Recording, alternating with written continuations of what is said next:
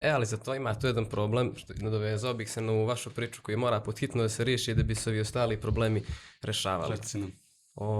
Ja imam teoriju da mi iz Crne Gore ovdje se nismo udaljili od navodadžisanja, da smo samo prebacili navodadžisanje sa familije na društvo i prijatelje, da djevojku ovdje može čovjek da nađe ili momka preko društva isključivo. Ja sam studirao u Novom Sadu, samo li se izađe iz Crne Gore, ajde bez ikakvih insinuacija za nešto dalje. Pomama. Šansa da u gradu ostvariš normalnu komunikaciju sa djevojkom, sa muškarcem, s bilo kim, bez ikakvih mogućih interesa za nešto dalje ili tako nešto, nenormalno raste, samo li se izađe iz Bokeške ulice i iz centra. Tu. Dao si mi fantastičan šlagvort, baš za to što se nadovezao na ovu temu i to je posljedica i mentaliteta. Momci su masovno obeshrabreni da nađu partnerku ekvivalentnu njegovom kvalitetu zbog takve situacije kakva je neprosperitetna, ekonomski nepoželjna, da nema sunca za mlade ljude, mnogo čemu. I onda momci, još takav patrijarhalni mentalitet koji imamo ovo, da se ne smije šaliti kao na omoplenu, vrijeđaš ako se našališ javno, ako izimitiraš se baješkove, to je uvreda. Isto tako, još ne pamtim više da prelaze momci djevojkama, ja se ne sjećam da sam vidio da u Bokeškoj da je neku stao, da je ovako se zakopčao zadnje dugme, znači spremio se, skupio hrabrost, Jesam ja prošle godine jedan put.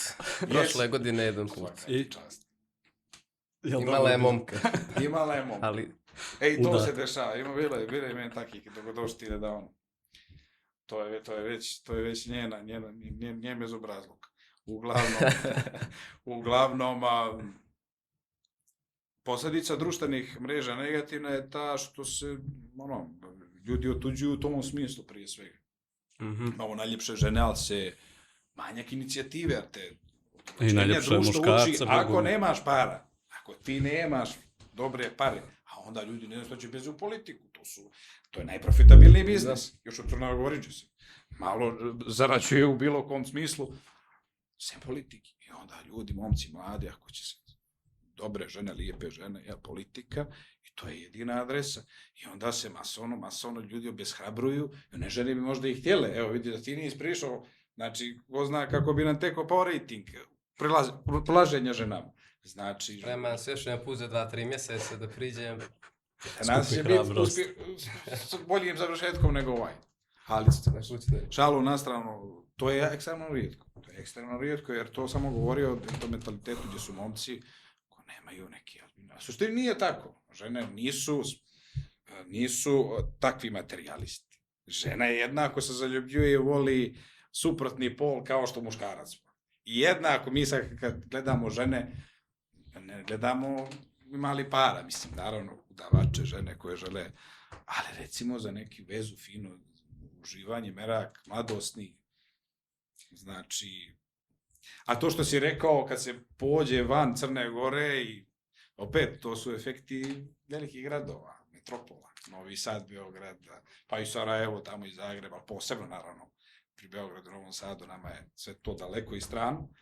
Uglavnom, tamo imao sad, možda je malo degutantno da pričam sad o iskustvima, ali je svakako činjenica, i to je stvarno istina, da i Crne Gore momke imaju najveći rejting, znači gdje god da dođu, gdje je zajednički jezik, apsolutno.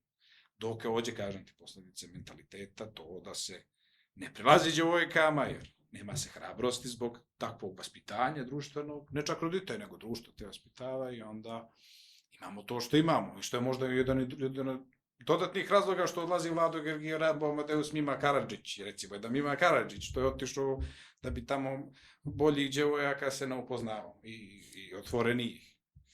Ima sad čak i šalu naskranu skroz do kraja, sa naučne strane postoje neke teorije, to ja izučavam taj dio mentaliteta ovako iz aspekta psihologije, nekog dijela psihologije koji se veže za teoriju evolucije.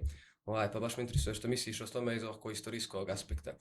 Oni kažu, te neke teorije, da u zemljama gdje je bilo ovako dosta rata, dosta nestabilnosti, da smo skloniji tome da imamo, da vršimo represiju nad muškarcima i nad ženama, da ne budu slobodni, liberalni, da komuniciraju i tako dalje.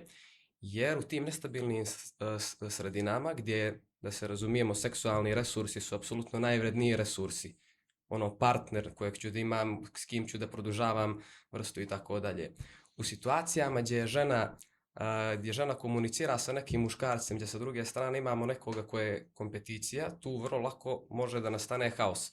I za to imamo zemlje Bliskog istoka gdje su žene potpuno su zabranjene. Da, potpuno, da je to što kažeš. I u Crnoj Gori gdje se ta komunikacija kažnjava, mislim, iz istorijskog aspekta gdje smo mi ratovali cijelu istoriju između sebe, gdje, šta mislim, možeš da zamisliš šta će se desiti ako momak i djevojka flertuju na ulici, neko će da izvadi pištolj, da ubije jedno i drugo.